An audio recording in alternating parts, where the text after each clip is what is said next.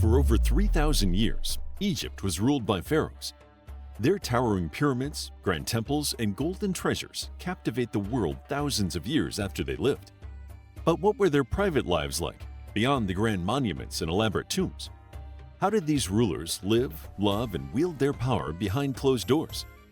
In this video, we'll pull back the curtain on the daily lives of the pharaohs, revealing the fascinating details, daily routines, and hidden intrigues. Keep watching to unveil Egypt's rulers and peek into their private lives.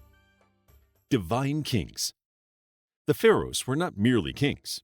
They were regarded as living gods among their people. In the beginning of Egyptian civilization, rulers were not called pharaohs at all and were simply known as kings. Pharaoh means great house and refers to the palace where the king resided. Over time, the name evolved, and by the New Kingdom period, the rulers of Egypt were known as pharaohs. Today, ancient Egypt and its pharaohs are so profoundly intertwined that you cannot think of one without thinking of the other. Pharaohs were the religious and political leaders of the Egyptians, acting as heads of state and divine intermediaries between the gods and Egyptians. They were seen as intermediaries between their people and the gods, and as the earthly embodiment of Horus, or the son of Ra, the sun god. Their divine status shaped every aspect of their lives. Beyond ruling a nation, they were expected to uphold Ma'at, the principle of divine order and balance in the universe, which had been established at the world's creation and was reaffirmed with each new pharaoh. But what did this divine role mean for their daily lives? In addition to their stately responsibilities, pharaohs incorporated religious rituals and worship.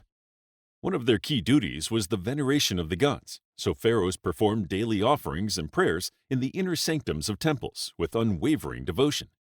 They did this to seek divine favor and guidance for themselves and their people. Besides these daily prayers and offerings, there were certain times of year when the pharaoh would have devoted even more of his day to religious worship, such as during significant ceremonies or festivals. For example, he would have devoted more time to the Sed festival, a grand ceremony celebrating the pharaoh's reign and reaffirming his divine legitimacy. It would have involved processions, feasting, and elaborate rituals highlighting the pharaoh's status and power. Unlike other religious ceremonies, this wasn't an annual festival. It was held after 30 years of a pharaoh's reign, then every 3 to 4 years after that.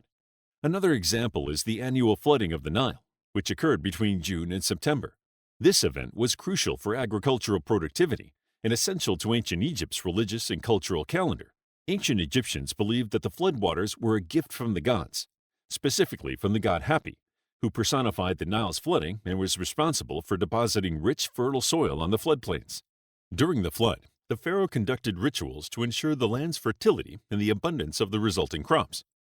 He expressed gratitude for the flood and sought continued blessings for a bountiful harvest season through animal sacrifices, food offerings, and other offerings.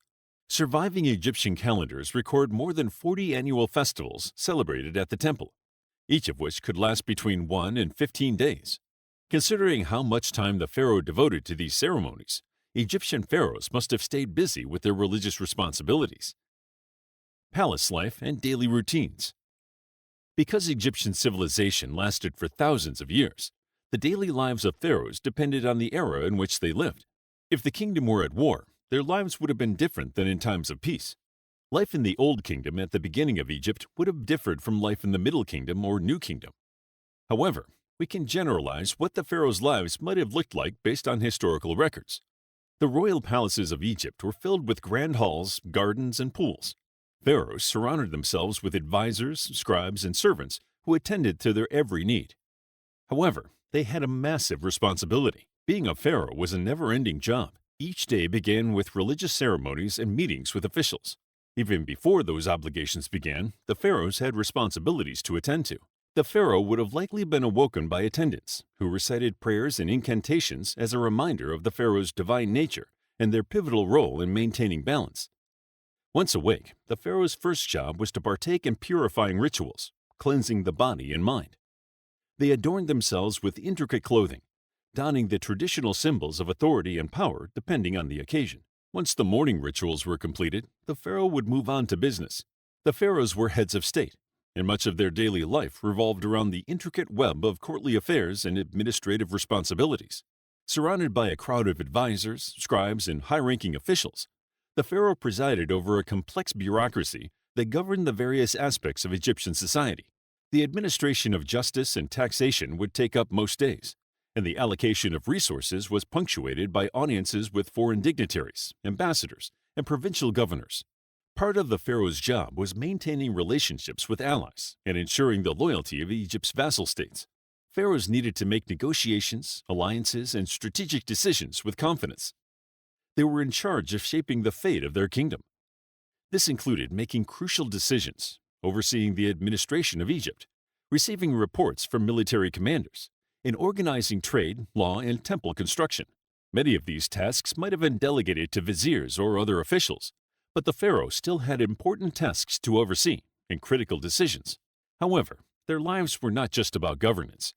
Though they were often occupied with matters of state, they frequently indulged in music, feasts, and sporting events. Archery, chariot racing, and hunting were among their favored pastimes. Love, marriage, and political relationships in ancient Egypt. While strange by modern standards, pharaohs often married their sisters or close relatives to maintain the purity of their royal bloodlines. It was meant not only to preserve purity in the bloodline, but also to consolidate power and ensure that divine lineage remained continuous. This was common in ancient Egyptian royalty, and was also a frequent practice among European royalty. Most royal marriages were made to ensure the purity of the royal bloodlines, secure alliances, and keep the kingdom strong. However, not all royal marriages were peaceful, and many were used to further political motives. While many were politically motivated, happy marriages did exist in ancient Egypt. One of the most famous pharaohs, Ramses II, had numerous wives and over 100 children. Of all his wives, his great royal wife, Nefertari, was his most beloved, and her lavish tomb in the Valley of the Queens is a testament to his devotion to her.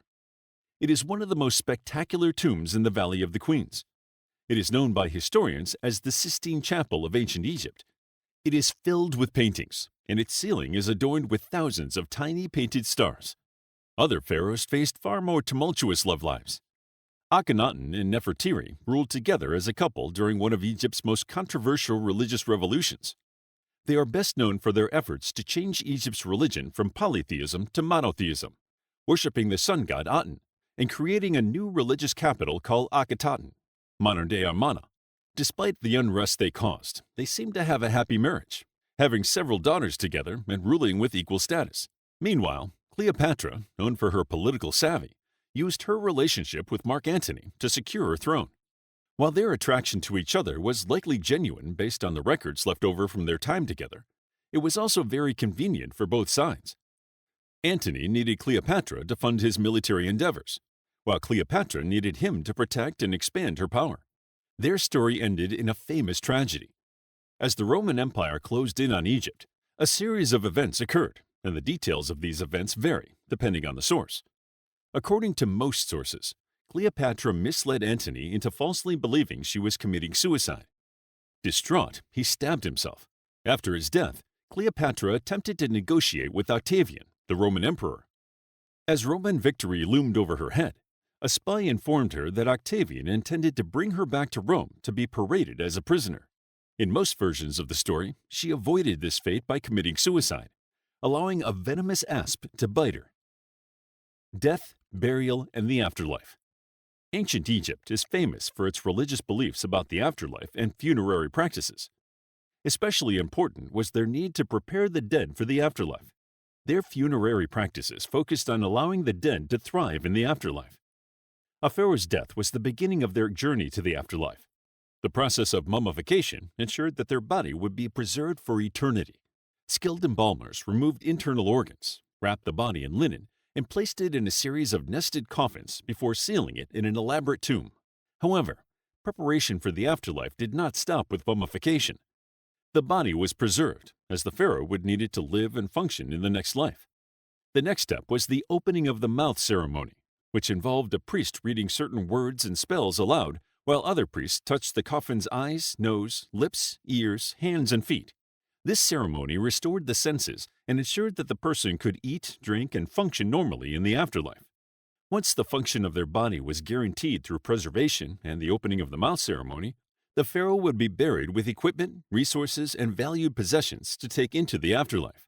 Practical resources like food, drink, tools, utensils, and personal possessions accompanied even the simplest burials. The funerary goods for the pharaohs included luxury, comfort items, and precious materials. Even servants and slaves have been found in tombs and burial chambers, suggesting they intended to continue serving the pharaoh in the afterlife. During the New Kingdom, Shabti figures accompanied the dead. Historians believe they were meant to substitute for the deceased whenever they were called to perform manual labor in the afterlife. The pyramids and tombs of the Valley of the Kings were filled with treasures, furniture, and sacred texts to guide the pharaohs in the afterlife. The Book of the Dead provided spells and instructions for navigating the underworld and reaching the Field of Reeds, the Egyptian version of paradise.